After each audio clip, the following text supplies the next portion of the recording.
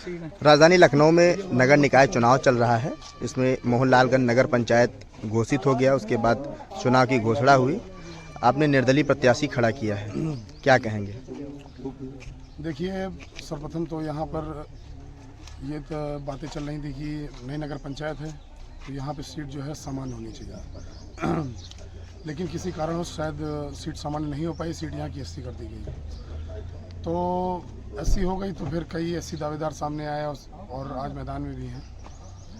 लेकिन हम लोग ऐसा सामान्य कैटेगरी के व्यक्ति, तो हम लोग जो अपनी तैयारी कर रहे थे, हम लोग की तैयारियां सारी खराब हो गई। लेकिन जब जैसे जैसे प्रत्याशी सामने आने लगे, समीकरण खुलने लगे, तो यहाँ के लोग जो हैं चल के मेरे घर पर आए और मुझे चुनाव में उतारा कि भैया किसी दल का या किसी भी कोई भी और दूसरा चेहरा हम लोग के समझ में नहीं आ रहा है, और यहाँ के दलों ने सारे बाहरी लोगों को टिकट दिए हैं। देखिए, ये क्षेत्रीय चुनाव है, जनता का मेरा यही मानना है, क्योंकि यहाँ के चुनाव से कोई देश या अपने राज्य की राजनीति नहीं बदलनी है, ना उस पर कोई प्रभाव पड़ना है। क्षेत्रीय चुनाव है, यहाँ पे आए दिन थाने तहसील के लोकल मसले होते हैं, तो इसलिए कोई बाहरी व्यक्ति अगर यहाँ चुनाव आके जीत जाए तो और उसके बाद दिखाई ना पड़े तो पीछेगी उसमें आम जनता ही। तो उन्हीं सब को सोचते हुए यहाँ की जनता आई, मुझे घर पर मेरे चल के आई और मुझे उतारा चुनाव में निर्दलीय, और पूरा स्नेह जनता का मुझे प्राप्त हो रहा है, पूरा स्नेह प्राप्त हो रहा है। जन सलाह मेरे साथ दिन पर दिन बढ़ रहा है और आगे भी बढ़ता रहेगा। इसी उम्मीद के साथ जो है हम लोग चुनाव में आगे चल रहे हैं और ईश्वर मदद कर रहा है। इस बार जनता के मुद्दे हैं स्वास्थ्य, शिक्षा और तमाम चीज़ें ऐसे मुद्दे हैं जो मोहनलालगंज धरातल में नहीं है। आपके पिता प्रधान रहे, उन्होंने काफ़ी विकास किया, आप का क्या विकास करेंगे? देखिए, ग्राम पंचायत निधि से जो काम अधूरे रह गए, मेरा ये कहना है कि उनको इस बार हम लोग साकार करने का पूरा प्रयास करेंगे।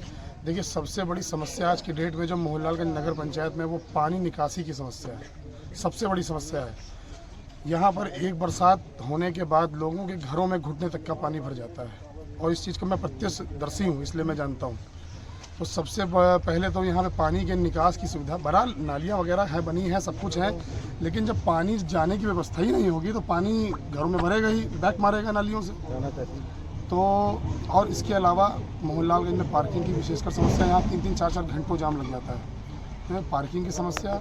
और मोहनलालगंज के मऊ ग्राम सभा में तो स्कूल्स वगैरह की स्थिति काफ़ी अच्छी है, लेकिन जो इस बार नए गाँव जोड़े हैं नगर पंचायत में, मैंने देखा है उन गाँवों की स्थितियाँ, स्कूलों की स्थितियाँ उन गाँवों में बहुत जर्जर है, बहुत दयनीय है। तो इस पर भी काम किया जाएगा।